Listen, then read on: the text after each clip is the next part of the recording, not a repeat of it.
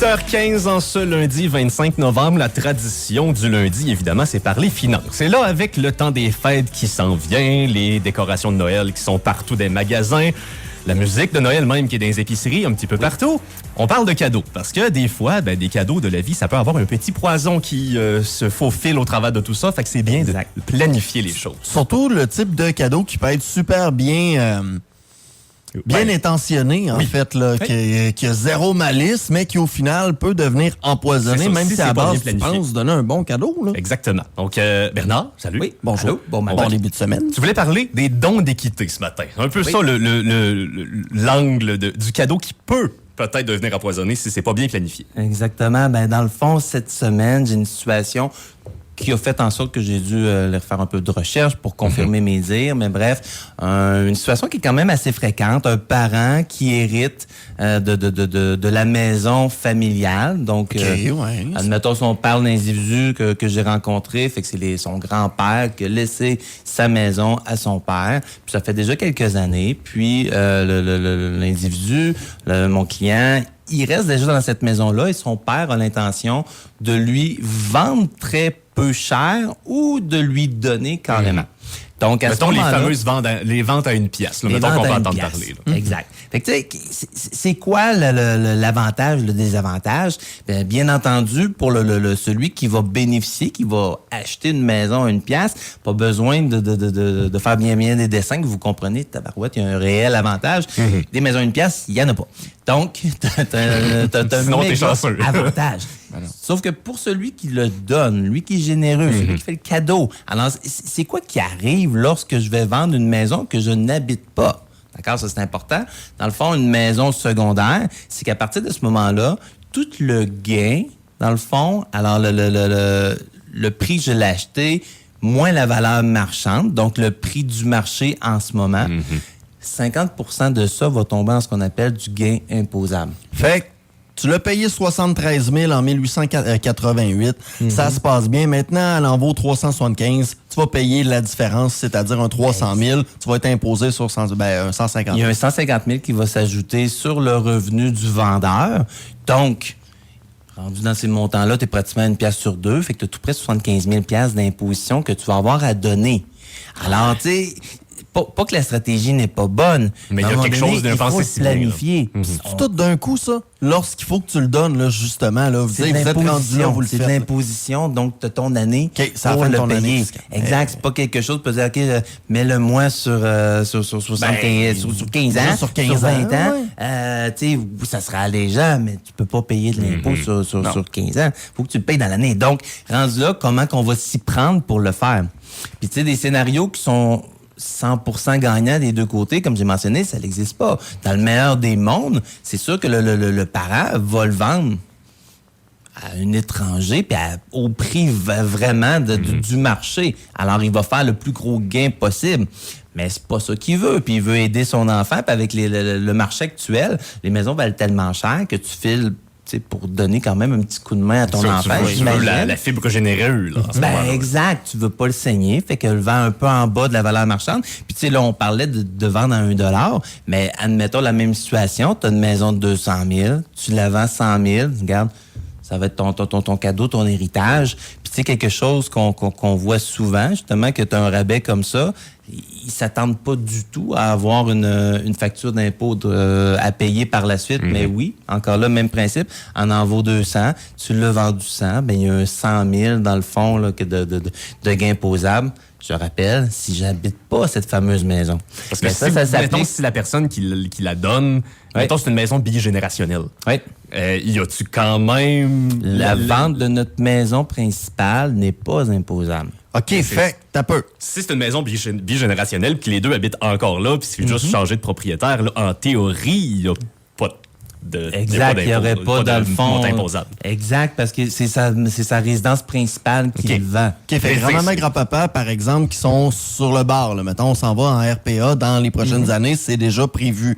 Oui. La maison principale, est-ce que le petit-fils ou la petite-fille peut aller habiter 1 an là, avec eux autres pour, après ça, faire un switch? Ben, même s'ils ne resteraient pas là, eux vendent leur maison principale. Donc, rendu là, il n'y a pas le gain imposable. Fait que tu l'as pas quand même sur ta maison principale que tu as bâti ta vie à bâtir. Exact. Pour après ça, l'échanger à ton petit-fils, mais là, il paye 100 000 $ d'impôts. C'est ça. OK, il y a quand même le chalet.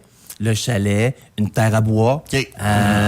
Ça va quand même assez large. Puis c'est sûr qu'il y en a qui vont allumer des lumières. Puis des fois, tu veux faire comme tout égal. Tu as 3, tu as 4 enfants. Puis regarde, toi, tu vas avoir ça, toi, tu vas avoir ça. C'est vrai, tu as une maison. Ben, souvent, ce qu'on va faire, ce qui va être décidé, c'est que les sommes, admettons, monétaires vont aller à telle personne. La maison, pas que tu retombes à 4 propriétaires d'une maison, ce qui peut être compliqué. Ou tu as une érablière, puis tu as 3 des 4 enfants qui sont plus dans la région puis qui ont aucun intérêt à la terre.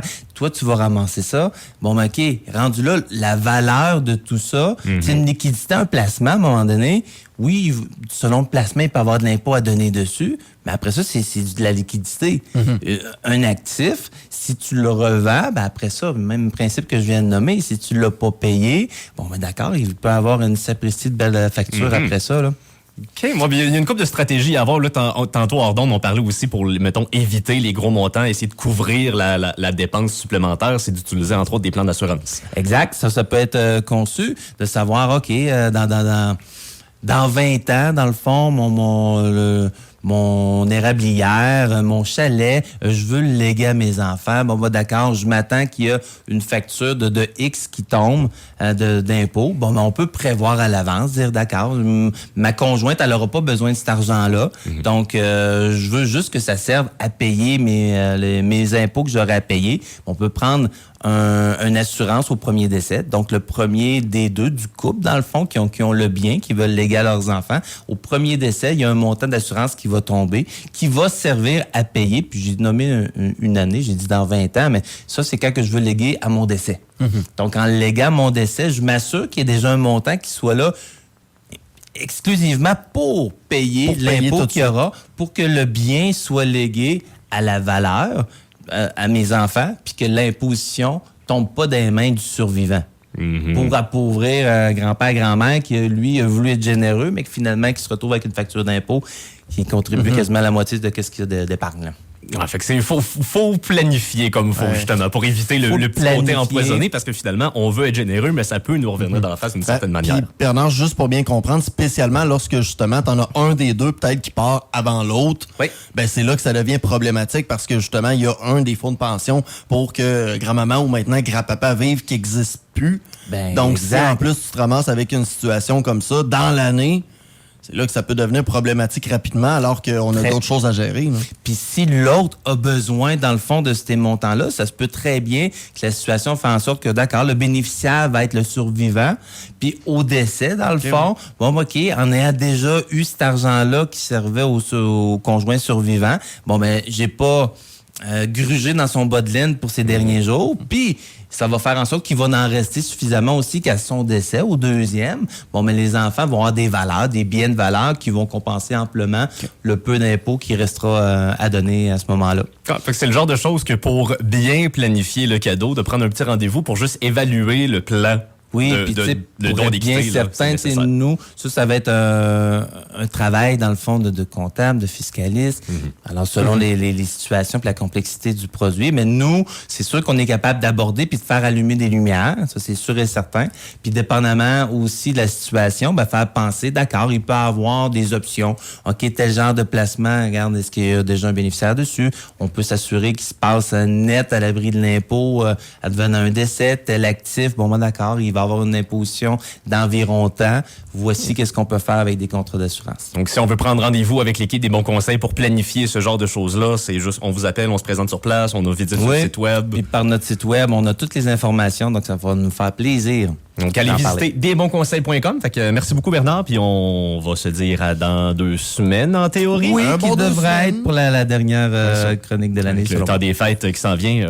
Je vais pas te souhaiter joyeux Noël de suite. Ça va s'en venir dans quelques semaines. On est quand même bien juste le 25 novembre. Dans 2 semaines, on souhaite bonne année. Je suis pas prêt encore, même si concrètement, on va peut-être pas se recroiser d'ici là après ça. Fait que sinon, ben, À la prochaine, Bernard. Excellent. Bonne semaine. Salut, Bernard. Desbonsconseils.com vous a été présenté par Éric Veilleux et son équipe située au 135-25 boulevard Lacroix à Saint-Georges. De la naissance d'un enfant au transfert d'un patrimoine, différentes stratégies s'offrent à vous. Parce que chaque situation financière est unique. Vous devez vous assurer d'en tirer le maximum. Notre équipe d'expérience est là pour vous donner les bons conseils dont vous avez besoin. Communiquez avec nous au 228-72-24 ou desbonsconseils.com.